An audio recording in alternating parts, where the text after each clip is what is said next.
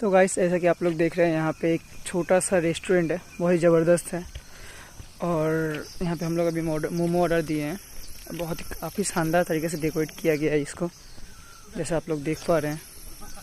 तो यही है, बहुत ही मस्त तरीके से बेड़ा से बनाया हुआ ये, शानदार है यार। देखिए वाई इधर मोमो, कैसा टेस्ट है? बहुत टेस्टी, मज़ा आ रहा है, एकदम ज़बरदस्त। मेरा भी वाई मेरे को ज़बरदस्त दिख रहा है। चलो खाते हैं इसको पहले।